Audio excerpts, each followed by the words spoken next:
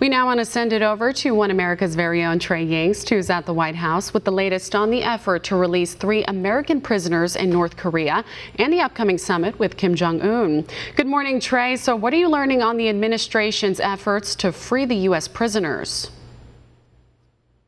Well, good morning. Overnight, the White House releasing a statement indicating that President Trump will be meeting with South Korean President Moon later this month on May 22nd. Moon will travel here to Washington to meet with President Trump to discuss the high-level talks that are scheduled to take place between North Korean leader Kim Jong-un and President Trump in early June. The president telling reporters yesterday on the South Lawn of the White House that a time and location has been picked out for that summit with the North Korean leader. But moving forward, he wants to wait to tell the American people exactly where and when that summit will take place. But the president looking to South Korea later this month to get more information on what exactly Kim Jong-un would like to see ahead of that summit, and also the latest status on those 3 Americans currently being held in North Korea. The latest we do have on those Americans is that they have been moved from a labor camp to a hotel in North Korea. Certainly a positive sign, but the president hoping to secure their release and what could potentially be a sign of goodwill by the North Koreans ahead of those talks. Now, you have to remember that in late April 27th, President Moon of South Korea did hold that historic meeting with North Korean leader Kim Jong-un at the DMZ.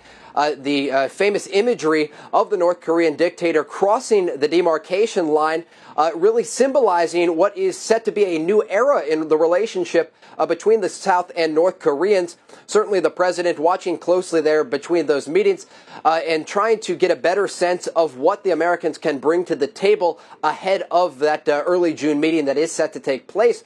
Now, President Trump certainly later this month going to look to President Moon to discuss things such as troop levels on the Korean Peninsula and additionally the definition of denuclearization. This is certainly a term being tossed around and many experts trying to figure out exactly what that means not only to the Americans and the South Koreans, but crucially here to what this means to North Korean leader Kim Jong-un as these 3 world leaders trying to come to some sort of general consensus about what that term will mean, what denuclearization will mean for these 3 countries, and also what efforts are going to take place ahead of these talks between the North Korean leader and President Trump in terms of releasing those 3 Americans currently being held in North Korea.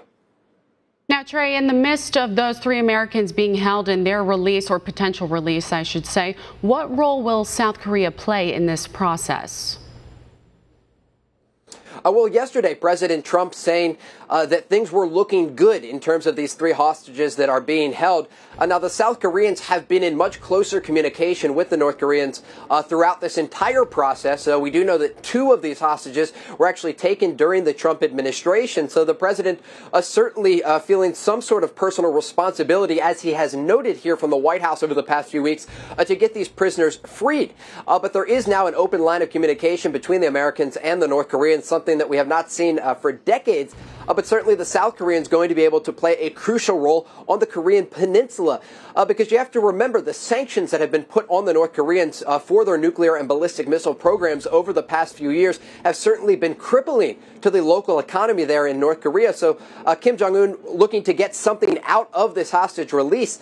So we did hear Rudy Giuliani, the president's attorney, saying late last week that he did feel these prisoners, these American citizens, would be released in the coming days. We have not seen the release of those citizens, so certainly the president going to be in close communication with the South Korean delegation that will travel here to Washington later this month in trying to figure out what exactly the North Koreans want. And I think that's the key point here, is that the president is going to look to South Korean President Moon to say, look, what do we need to do to get these prisoners released ahead of these talks?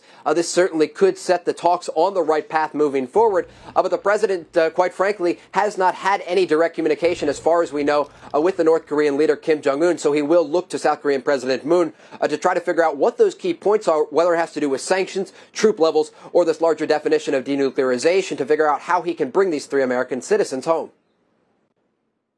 Well, thank you so much, Trey, for that live report from the White House. We can use your help. Call your cable provider and kindly demand that One America News is added to your lineup. Call today.